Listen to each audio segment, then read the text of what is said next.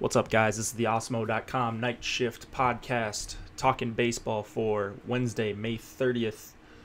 We've got two slates because it is a Wednesday, 4 early games on DraftKings, and then 10 main slate games. Looks like tough pitching on the main slate is one takeaway I have, but we'll talk through it as we go. Get to Osmo.com, try out some of our premium features. With the premium membership, you get access to Osmo's rankings himself, one of the best DFS players in the world, and also his ownership projections. So what we project to be the ownership for each player. Those get updated multiple times throughout the day. Very helpful to me when I'm making my lineups. So premium tools are awesome. Let's get into these two slates. We'll start with the early slate, of course. We'll start with Toronto and Boston. Sam Gaviglio going up against Eduardo Rodriguez. I'm not using Gaviglio against the Red Sox. I just want to get that out of the way. The Red Sox stack is going to be super popular, I would think, depending on Mookie Betts. But Betts is a super expensive bat. It actually makes him more affordable if he's not in the lineup. So if Benintendi and Bogarts, Moreland, JD, Devers, if those guys are all in the lineup, they're all reasonably priced. You've got JD and Benintendi above 5K, but it's a really dangerous fade, I think, the Red Sox. So I'm going to have a bunch of exposure. If I'm making 20 lineups, I'm probably having a handful of Red Sox stacks at least, because I think they're very likely to make it a very short outing for Sam Gaviglio. Eduardo Rodriguez, going up against the Blue Jays. Toronto's striking out a ton lately. Erod's going to be popular, I think, for good reason. That $7,900 price tag is hard to beat, especially for a guy that can make guys miss. You're going up against a team that's been one of the coldest in the MLB lately. So I can't make a case for a ton of guys, but Erod is a guy I can make a pretty good case for at that price, especially. He'll likely be a pretty big favorite.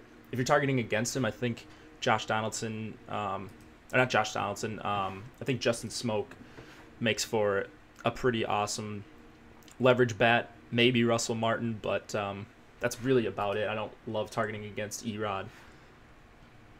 White Sox, Indians. We've got Reynaldo Lopez. I was going to say Eduardo. Still looking at Erod. But Reynaldo Lopez going up against Corey Kluber. Lopez is a 6.17 xFIP against lefties. And that's really all you need to know here. He's just not a very good pitcher, and especially not against lefties. That is a pretty good combination for Cleveland. Lindor, Brantley, Ramirez, Yonder Alonso, all very, very good against right-handed pitching. So I love the Indians stack. They rival the Red Sox as the top stack on the slate. And I even would go down to Melky Cabrera, 3,800, even Kipnis for 3,400.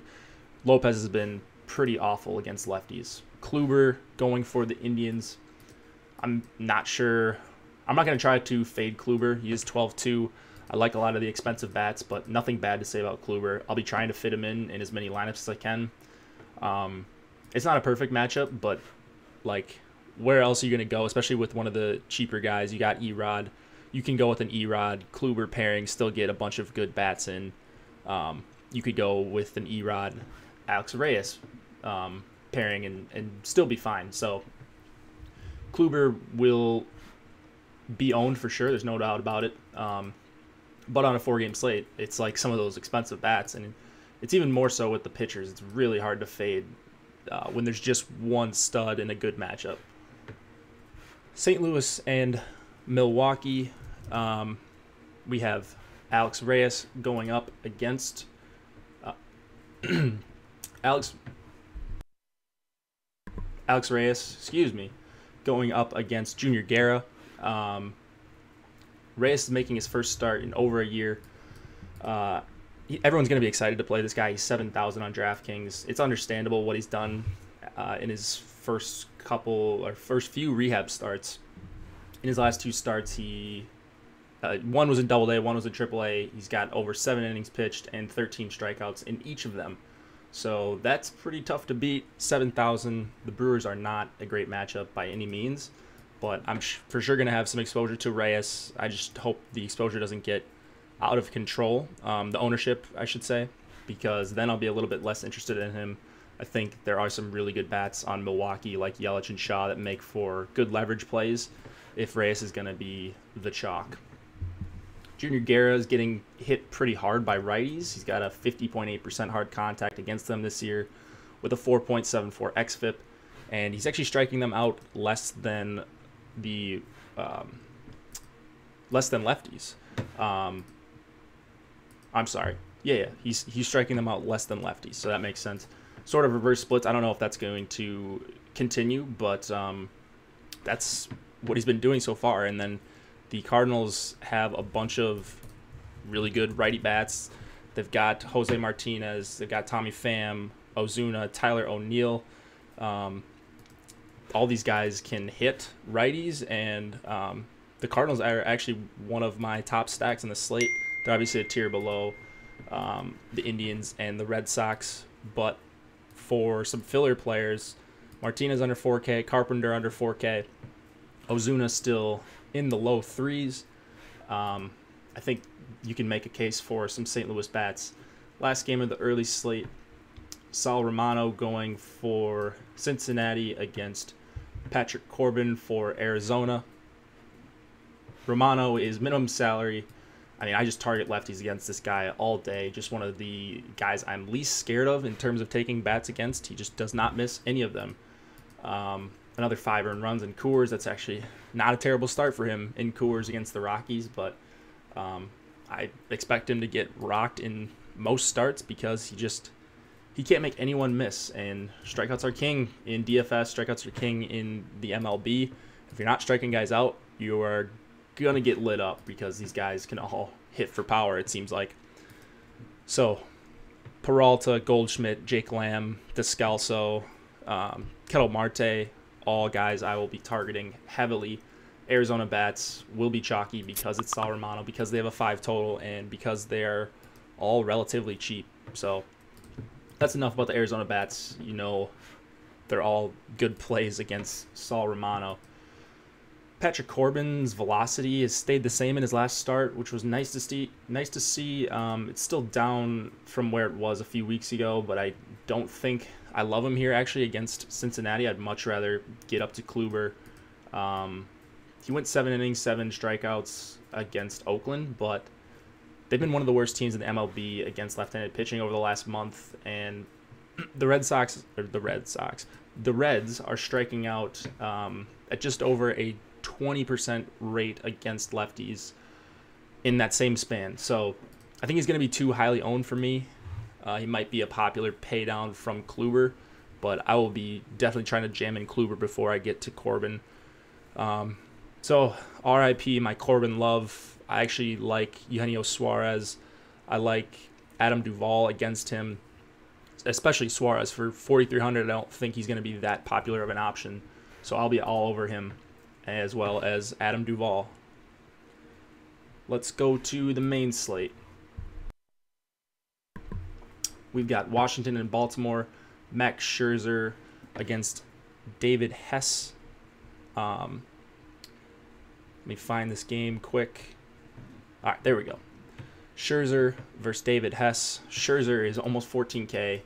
Don't really have to talk about him much. It's almost 14K for a pitcher. That's really tough to do on a big slate, but he's the best pitcher with an awesome matchup against a bunch of righties for Baltimore. I'm going to try to get him in some lineups for sure, and I'm not targeting bats against him. So you do what you want with Max Scherzer. He's got the best chance to lead the slate in raw points. Like it's simple as that. So David Hess has actually not been that bad. His O swing rate is 36%, which is really solid. I missed a lot of bats against Tampa Bay after seeing them for the second time. Had a tough start against Boston, which was, of course, understandable for a righty pitcher. I like the Nats bats here, but I'm not going all in against them. I thought I would be higher on them, but after looking into Hess a little bit, I'm not all that excited about the righties. So I like Harper. I like Matt Adams. You can use Soto. You can use Rendon.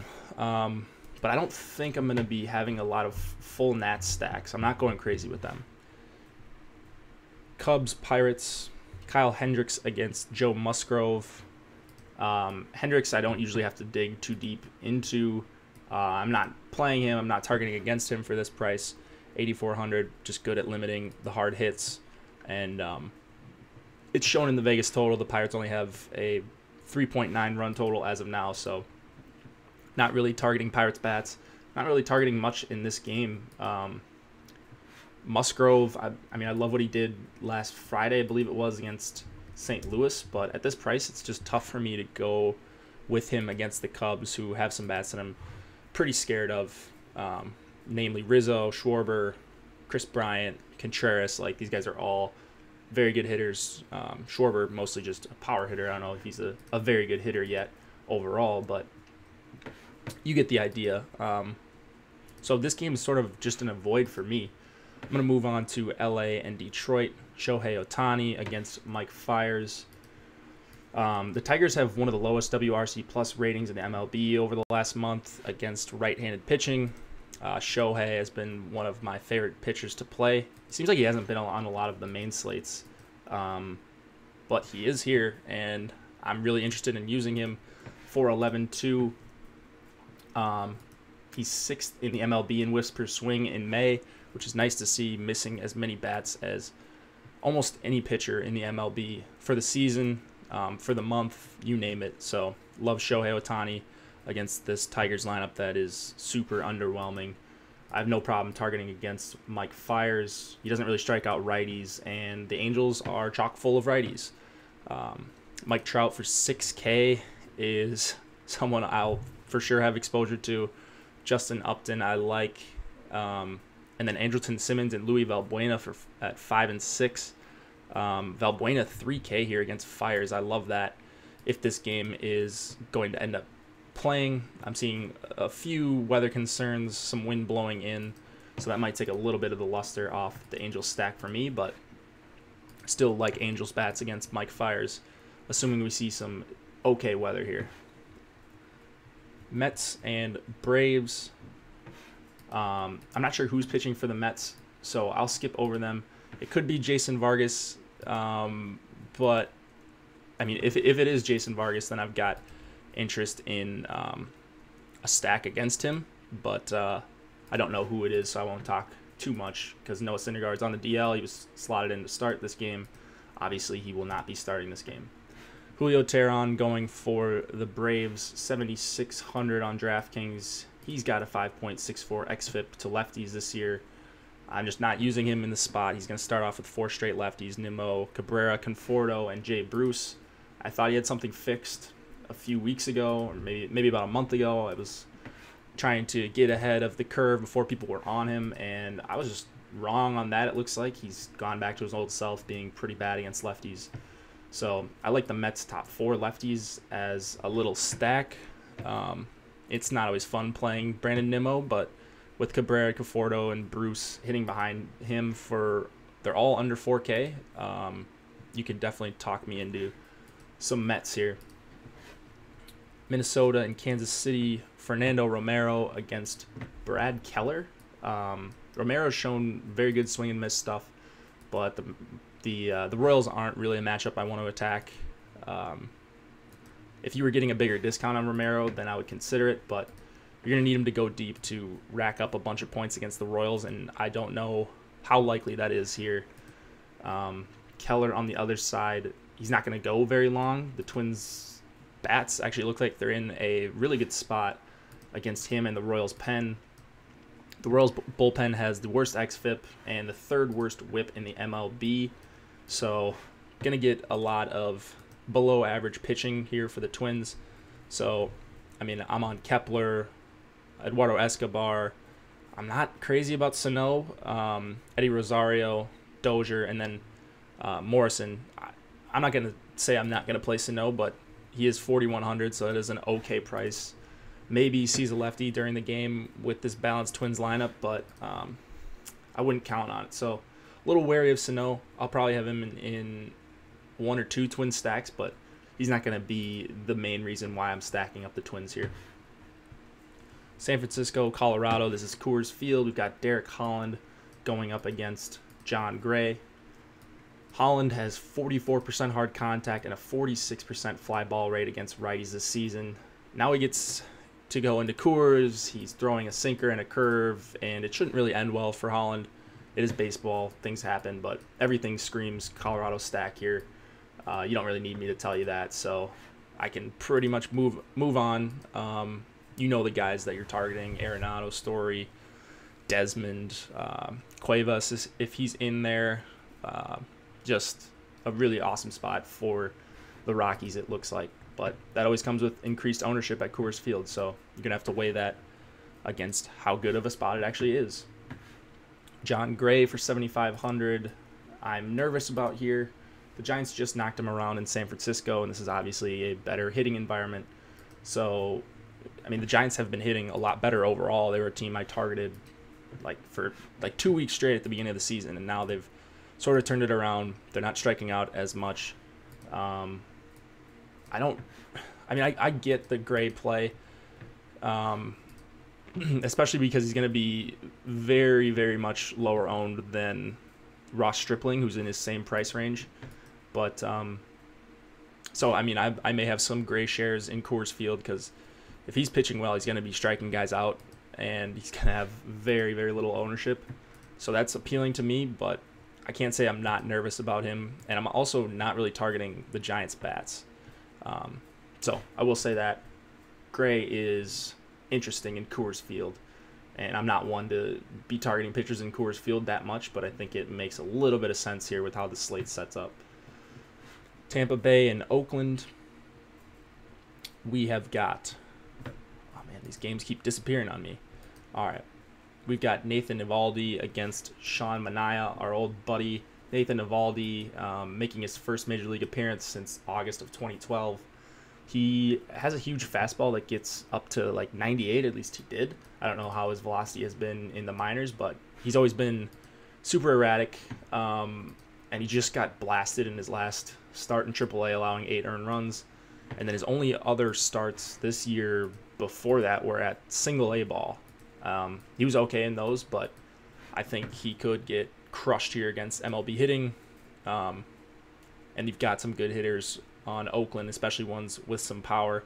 Jed Lowry, Matt Olson is usually where I started off, but not leaving off Matt Chapman or Semien or Matt Joyce for 3,100. I like them all. Oakland, one of my favorite stacks, and I'll be having a ton of exposure to them. Sean Manaea going for the A's. He's been a different player his last 4 starts after those brilliant starts against the Astros and the Red Sox, the no-hitter and all that. He's failed to reach double digits in swinging strike rate in those 4 starts, and then he ranks in the bottom 4th in whiffs per swing amongst all pitchers in the MLB, all starters, I should say, in May. So I'm looking at a fade here for Manaea.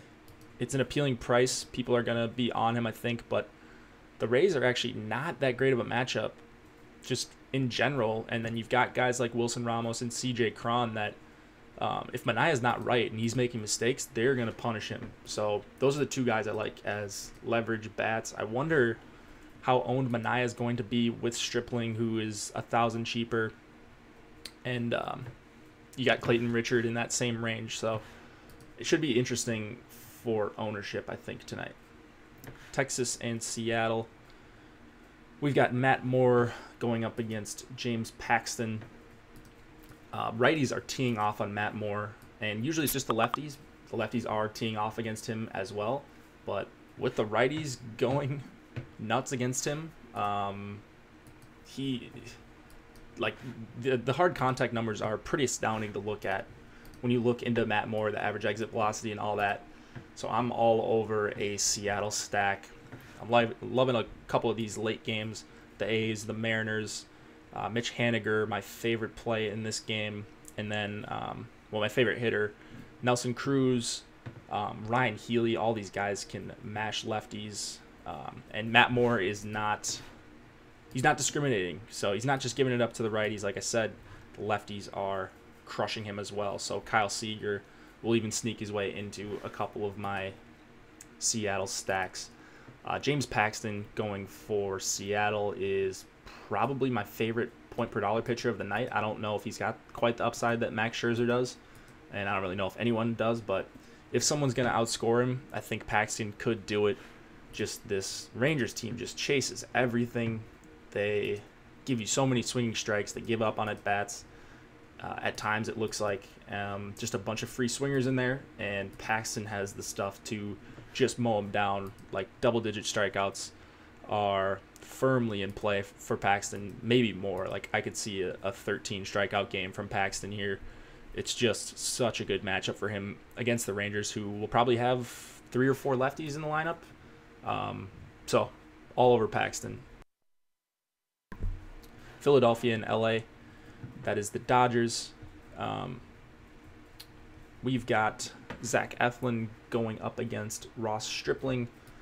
Eflin's actually been really solid this month since coming back. I could almost see playing him here, but I'm scared of a couple of Dodgers hitters. I'm looking at Grandal. I'm looking at Cody Bellinger and Max Muncy. 40% hard contact to lefties for Eflin is a little bit concerning. And then that price, you're not really getting that big of a discount on Eflin, $8,200 on DraftKings. So I'll probably end up passing there. Stripling is no doubt a really good mid-tier option.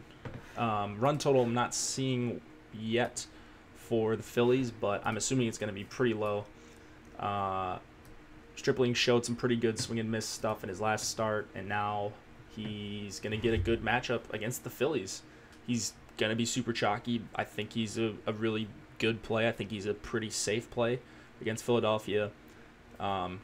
So another one where I want to see where the ownership's going to fall, and that's I'll be checking our ownership projections pretty much from the second they come out to lock, just to see how chalky Stripling's going to be.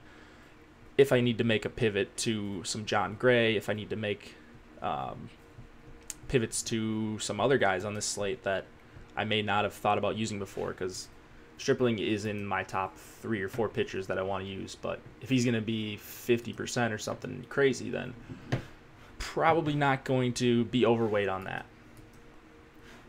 Miami and San Diego, we've got Jose Urena against Clayton Richard. Richard's another guy that I think might get some ownership here against the Marlins. 3.6 run total for Miami. He struggles with righties, so I'm actually a little concerned about Richard here. I don't think I'll end up using him because that 2-3-4 or 2-3-5, depending on how they go, Real Muto, Castro, and Brian Anderson all have very solid numbers against lefties, and I could actually see myself using some of them as a late night hammer. I like this Marlins mini stack 2-3-5. I'm seeing it right now with Bohr in the middle of them. I'm not going to use lefties against Richard, but my boy Brian Anderson, love JT Real Muto for 4,100, even in a bad park. Richard is giving up a lot of power to righties. And then Urena, I don't really have much interest in him or the San Diego bats. I'm sure Josh will talk about him more, but right now I don't really think I'm looking at Urena, even for 6,300 in a really good pitcher's park. That'll do it for the night shift. We talked both slates for Wednesday, May 30th. Hope you guys enjoyed this. Check out awesemo.com. Get your premium subscription. Watch the MLB strategy video. We've been doing it live a couple times. May start doing that more for the early slates especially, so be on the lookout for that. Tomorrow morning, be on the lookout for the live stream with Chris and Josh at 6 Eastern. Good luck, guys.